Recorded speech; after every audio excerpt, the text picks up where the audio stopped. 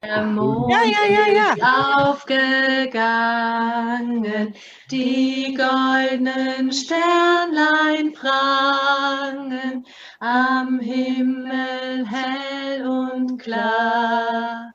Der Wald steht schwarz und schweiget, und aus den Wiesen steiget der weiße Nebel wunderbar.